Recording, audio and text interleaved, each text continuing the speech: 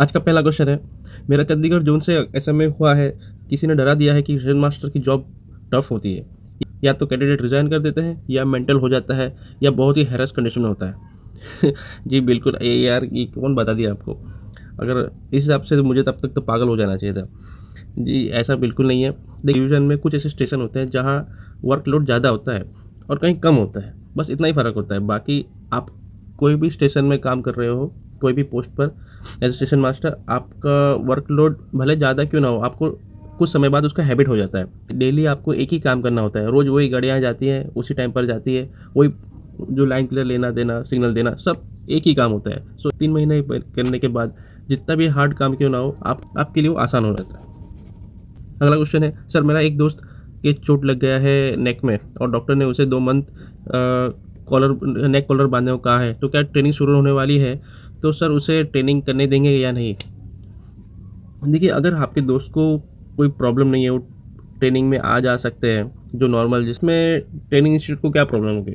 हो सकता है अगर उनके क्लास टीचर उन्हें जब क्लास टीचर उन्हें हो सकता है इतना बताएंगे, भाई अपना ख्याल रखना, अगर ट्रेनिंग में ज़्यादा दिक्कत है तो आप छोड़ के चले जाइएगा, वो अपना एज ए फॉर्मेलिटी आपको बता देंगे। बाकी ऐसा ट्रेनिंग इंस्टीट्यूट आपको कोई मना नहीं करेगा। अगला क्वेश्चन है, अगर 4 साल मेडिकल में फेल हो गए तो क्या होगा? आपका मतलब ये है जो हर 4 साल में जो पीरियोडिकल मेडिकल होता है स्टेशन मास्टर का, उसमें फेल हो गए तो क्या होगा? जी ऐसा होता है कभी कभी, कोई स्टेशन मास्टर मेडिकल में फेल भी हो जाते हैं पीरियोडिकल मेडिकल में, तो उन्हें डी कैटेगराइज कर दिया जाता है। तो डी कैटेगराइज होने के बाद उन्हें दूसरे डिपार्टमेंट में भेज दिया जाता है, या कमर्शियल या पर्सनल में देखा है मैंने स्टेशन मास्टर को जाते हुए। उनका रीज़न ये रहता है, उनका कुछ बाईपास सर्जरी हुआ रहता है, या फिर उनके आँखों में कोई ऐसी प्रॉब्लम आ जाती है, तो उन्हें डी कैटेगराइज कर दिया जाता है। क्वार्टर लेना सही रहेगा sir for an unmarried woman? देखिए, irrespective of your marriage status आप क्वार्टर ले सकते हो। अगर आप ये पूछना चाह रहे हैं कि सेफ़ रहेगा क्या, देखिए मैं खुद रेलवे क्वार्टर्स में पला बड़ा हूँ। मेरे पिताजी खुद रेलवे में थे, और वहाँ का माहौल एज सच इतना कोई ख़राब नहीं होता है। वहाँ पे सब वर्किंग क्लास रहते हैं, सब रेलवे एम्प्लॉयज़ रहते हैं, तो एज सच कुछ आपको प्रॉब्लम नहीं होगा। हालांकि 100% तो कोई नहीं बोल सकता है। जो जैसा माहौल एक रेलवे कॉलोनी में रहेगा, वैसा ही माहौल एक नॉन रेलवे कॉलोनी में भी रह सकता है, ठीक है। ऐसा अगर आपको रेलवे क्वार्टर्स के लिए जब अप्लाई करोगे, तो आप देख लीजिएगा आपके कौन से स्टेशन का रेलवे क्वार्टर चाहिए आपको। तो पहले जाके आप देख लीजिएगा यहाँ पे अच्छा है, कहीं पे क्वार्टर्स अच्छे होते हैं, कहीं पे नहीं भी होते हैं, तो तभी आप अप्लाई कीजिएगा। और अप्लाई करने के बाद अगर आपको क्वार्टर मिलता है, फिर भी आपको पसंद नहीं आता, तो आप वापस एप्लीकेशन देके वो क्वार्टर छोड़ सकते हैं। सर साउथ में ट्रेनिंग हिंदी में होती है क्या? देखिए, साउथ हो या नॉर्थ, इंडियन रेलवे से सेंट्रल गवर्नमेंट ऑर्गेनाइजेशन है, तो आपको ट्रेनिंग का लैंग्वेज या फिर जो भी कम्युनिकेशन का लैंग्वेज रहता है वो हिंदी या इंग्लिश में होता है, और बुक्स भी अवेलेबल रहते हैं। अगला क्वेश्चन है, सर एक चीज़ ये बताइए कि स्टेशन मास्टर में कितने समय का वर्क करना होता है, छुट्टी कितनी मिलती है, पोस्टिंग कितने किलोमीटर दूर होती है, ट्रेनिंग के बाद सैलरी कितनी है, स्टेशन मास्टर से अच्छी बड़ी जॉब कौन सी है रेलवे में, please suggest your guideline on your best path. इन्होंने बहुत सारा सवाल पूछ लिया है, एक एक करके इनका देखते हैं। एक स्टेशन मास्टर में कितने समय का वर्क करना होता है? जी 8 घंटे का काम करना होता है। और छुट्टी कितनी मिलती है? जी देखिए, आपको एक बार में ज़्यादा से ज़्यादा 15 छुट्टी मिलेगी, और आपको इससे ज़्यादा छुट्टी चाहिए, आपको कुछ काम है ज़्यादा इंपॉर्टेंट, आपकी जैसे कि शादी हो गया घर में, या कोई मेडिकल इमरजेंसी है, तो इससे ज़्यादा भी आप छुट्टी ले सकते हो, लेकिन उसमें आपको फिर एओम की साइन लेनी पड़ेगी। और अगर महीने से ज़्यादा है तो फिर डीओम। इस तरीके से जितना आपको ज़्यादा छुट्टी लेना, उतना आपको बड़े ऑफिसर के पास सैंक्शन लेना पड़ता है। और साल में हमें 30 APL मिलता है और 20 सिक लीव मिलता है, और इसके अलावा 10 CL में मिलता है। जब रेलवे में आ जाओगे, इनका क्या यूज़ है मैं आपको पता चल जाएगा, और मैं इसका डेडिकेट वीडियो भी बना दूंगा अलग से। पोस्टिंग कितने किलोमीटर दूर होती है? देखिए, आपकी डिपेंड करता है आपका डिवीज़न कितना बड़ा है। पूरे डिवीज़न में एडमिनिस्ट्रेशन जहाँ ज़रूरत है आपको वहाँ पे भेज सकता है। इसमें ऐसा कुछ नहीं कि इतना किलोमीटर पे ये कैंडिडेट को, इतने किलोमीटर उस कैंडिडेट को। ट्रेनिंग के बाद सैलरी कितनी होती है? देखिए, ट्रेनिंग में तो आपको बेसिक प्लस DA मिलता है। ट्रेनिंग होने के बाद पोस्टिंग हो जाएगा, तो आपके पास training plus DA plus HRA, transport allowance, night duty allowance, और जितने भी जो अलाउंस आपको मिलके सैलरी मिलेगी आपको, ये आराम से स्टेशन मास्टर 60+ पहुँच जाएगा। स्टेशन मास्टर से अच्छी जॉब कौन सी है? CA। अगला क्वेश्चन है, if someone get vision problem in between SM job period, then what will happen? Vision problem का मतलब क्या है आपका? अगर आपको नंबर आ गया, आंखों में चश्मा आ गया है, तो इससे कोई प्रॉब्लम नहीं, आप चश्मा पहनिए, चश्मा पहन सकते हैं आप, लेकिन इससे कुछ ज़्यादा सीरियस है तो डॉक्टर ही डिसाइड कर सकता है कि कितना सीरियस है। जब आपका पीरियडिकल मेडिकल होगा उसमें डॉक्टर आपके जैसे इनिशियल में चेक होता है वैसे ही पीरियडिकल मेडिकल में भी चेक होता है। उसमें अगर डॉक्टर अगर को लगता है कि आपका ज़्यादा सीरियस है, अगर आप सेफ्टी का उल्लंघन हो रहा है, तो आपको डीकैटेगराइज कर दिया जाएगा और आपको पर्सनल या कमर्शियल में आपको दे दिया जाएगा। अगला क्वेश्चन है, सर मैंने बीएससी और एमएससी एक ही कॉलेज से किया है और उसके बाद बीएड किया है दूसरे प्राइवेट कॉलेज से, तो कैरेक्टर सर्टिफिकेट पर साइन किससे कराए, एमएससी वाले से या बीएड वाले से? जहाँ तक मुझे समझ में आता है, जहाँ से आपने लास्ट एजुकेशन लिया है बीएड से, वहाँ से आपको साइन लेना चाहिए। अगला क्वेश्चन है, sir junior account JAA versus station master versus goods guard versus senior CCTC पे वीडियो बनाइए, कौन सी पोस्ट अच्छी है जिसमें वर्कलोड कम हो और ओनली डे शिफ्ट में जॉब हो? देखिए, वर्कलोड तो हर जगह है, आप भले आप कहीं पे भी पोस्टेड हो, आपको काम करना ही है। रेलवे आपको पैसा दे रही है तो आपसे काम भी बिल्कुल ले लेगी। और जहाँ तक डे ड्यूटी की बात है तो उसमें JAA में आपको चूज़ करना चाहिए, क्योंकि इनका अकाउंट्स में है तो अकाउंट सेक्शन ही तो दिन में ही काम करते हैं और संडे को बंद रहता है इनका ऑफिस, तो उस हिसाब से ये आपको इसमें चूज़ करना चाहिए। बाकी सब में तो आपको शिफ्ट ड्यूटी करना ही। अगला क्वेश्चन है, 3 क्वेश्चन मैंने साथ ही में ले लिया। स्टेशन मास्टर की ड्यूटी के बाद UPSC की प्रिपरेशन हो सकता है क्या सर? देखिए, इर्रेस्पेक्टिव आप कौन से पोस्ट में हो, स्टेशन मास्टर में हो या गुड्स गार्ड में, सब इंस्पेक्टर में हो, कमर्शियल अप्रेंटिस, किस में भी हो, अगर आप में वो जुनून है, जज्बा है, तो आप कहीं पे भी रह के प्रिपरेशन कर सकते हो और UPSC भी पास कर सकते हो। लेकिन एक जॉब में लगने का एक ड्रॉबैक मैं बताऊँ आपको, जब का किसी भी पोस्ट में आप भर्ती हो जाते हो, तो जब आपको एक सेंस ऑफ सिक्योरिटी आ जाता है और हाथ में जब पैसा आ जाता है, तो जो पहले जो भूख थी, जो पहले आग रहती है ना, जब हम एज ए स्टूडेंट लाइफ में रहता है, हम प्रिपरेशन करते हैं, बस कैसे भी जॉब लेना है, दिन रात एक कर देते हैं, ये जॉब आने के बाद वो नहीं हो पाता है उतना, क्योंकि हम ऑलरेडी खासकर रेलवे में हम लोग मॉर्निंग डे नाइट में इसमें बिजी रहते हैं। यही एक तरीके का टास्क हो गया कि हर हफ्ते आपका ड्यूटी चेंज हो जाता है, उसके बाद आपका कोई शेड्यूल फिक्स नहीं होता है। इस वजह से आपका पढ़ाई में कंटिन्यू बने रहना बहुत मुश्किल हो जाता है। ऊपर से फिर जैसे ही आपकी जॉब लग जाती है, फिर घर वाले बोलते शादी कर लो, फिर कहा जाता है आप घर खरीद लो, फिर और भी दूसरे सब मैटर आते रहते हैं, तो इसलिए काफ़ी टफ हो जाता है पढ़ाई कंटिन्यू रखना। सो अगर आप में पैशन वाकई है तो आपको टाइम तो मिल जाएगा, लेकिन आपकी जो इच्छा शक्ति वो होनी चाहिए। अगला क्वेश्चन है, सर लेखपाल और सीनियर CCTC में कौन सी जॉब बेहतर है और सीनियर CCTC की ट्रेनिंग कितने दिन में कंप्लीट हो जाएगा? लेखपाल हमारे यहाँ पे तलाटी भी कहते हैं इसे। देखिए, मैं तो हमेशा ऐसे जितने भी ऐसे क्वेश्चन आते हैं, मैं तो कहता हूँ भाई, जो भी अगर होम स्टेट में मिल रहा है आपको जॉब, वो ले लीजिए, भले एक ग्रेड कम क्यों ना हो, क्योंकि होम स्टेट में एक तो नौकरी मिलना और होम स्टेट में मिलना ये बहुत अच्छी बात है। और आपको जैसे क्वेश्चन पूछा हमने लेखपाल और सीनियर CCTC, अगर ये दोनों पोस्ट आपको होम स्टेट में है फिर भी आप लेखपाल पे ही लीजिए। क्यों? क्योंकि ये डे ड्यूटी इसमें जॉब है और सीनियर CCTC में आपको मॉर्निंग इवनिंग नाइट भी करना पड़ेगा। और सीनियर CCTC की ट्रेनिंग पीरियड 60 डेज़ का होता है, हालांकि ये भी बहुत अच्छी जॉब है। SM की सैलरी, देखिए भाई साहब, इसमें मैंने ऑलरेडी वीडियोस बना के रखे हैं, आप मेरा प्लेलिस्ट चेक कीजिए, मैंने वहाँ पे SM सैलरी के ऊपर वीडियो बना के रखा है।